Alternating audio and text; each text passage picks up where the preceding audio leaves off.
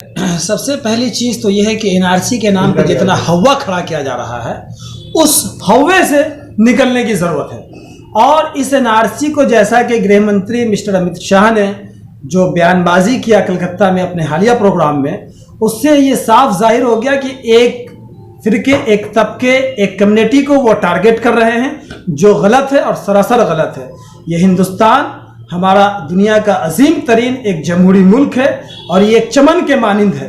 जिस तरह से चमन में तमाम तरह के फूल खिलेंगे तभी उस चमन की खूबसूरती होगी, उसी तरह से मुल्क हिंदुस्तान में जब तक तमाम तबके, तमाम फिरके और तमाम मज़हब के मानने वालों की तरक्की नहीं होगी तब तक ये मुल्क हमारा खुशहाल नहीं हो सकता है। और जो कोई भी इस चमन के किसी एक फूल को मसलने की बात करता है, गोया वो जालिम है और वैसे जालिमों के खिलाफ लोगों को सड़क पर उतरने की ज़रूरत है। और जहाँ तक बात एनआरसी के ताल्लुक से है तो मैं ये समझता हूँ कि एक ख़ास तबके में एक तरह का डर, खौफ, दहशत का माहौल पैदा किया जा रहा है एनआरसी के को लेकर। उस डर और खौफ से बाहर निकलने की ज़रूरत है, एनआरसी के हवे से बाहर निकलने की ज़रूरत है।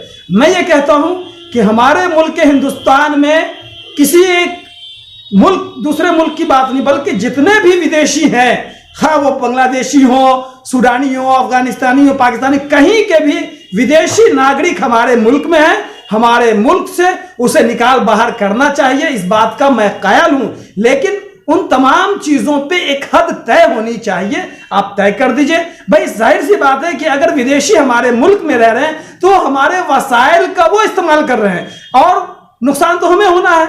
हम उन वसाइल से महरूम हो जाएंगे, विदेशी ले जाएंगे। तो आप उन विदेशियों को भगाइए, मगर ये तय कीजिए कि विदेशी है कहां। ये तो तय ही नहीं हो रहा कि विदेशी कहां। ये सीधा सीधी ये वोट बैंक की राजनीति है। ये जुमले उनके जो है वो वोट बैंक है। कल को फिर वो कह देंगे 15 लाख की तरह से, जिस तरह इलेक्शन 2014 लोकसभा इलेक्शन में उन्होंने कहा था कि प्रधानमंत्री ने कहा था कि 15 लाख रुपए सबके अकाउंट में जाएंगे।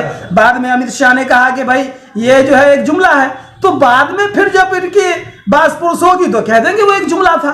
तो ये सिर्फ इनके जुमले हैं और इनके जुमलों पर ही मैं कहता हूं कि बीजेपी के न सिर्फ अमित शाह बल्कि जितने भी लीडरान हैं उन तमाम तर लीडरान के जुमलों पे गौर करने की जरूरत नहीं है।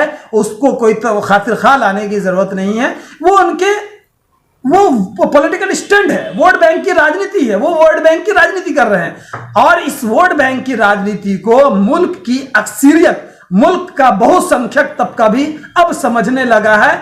देश में जो हालात हैं इस वक्त के हालात बद से बदतर हो चुके हैं। बेरोजगारी की मार नौजवान झेल रहे हैं। मुल्क मंदी के दौर से, तारीखी दौर से गुजर रहा है। आप साहब हिंदुस्तान के अगर आप सच्चे सही मानों में राष्ट्रवाद की बात करने वाले हो तो आप हिंदुस्तान के अंदर उद्योग लगाने की बात करो, आप हिंदुस्तान के अंदर रोजगार लगाने की बात करो, आप हिंदुस्तान में तमाम हिंदुस्तानियों के अंदर आपसी मोहब्बत और भाईचारगी को बढ़ावा देने की बात करो, तो आप सच्चे राष्ट्रवाद हो सकते हैं। इन बातों से आप राष्ट्रवाद नहीं हो सकते। इन बातों से आप सिर्फ वोट बैंक की राजनीति करने वाले एक सियासी बाजीगर हैं बस।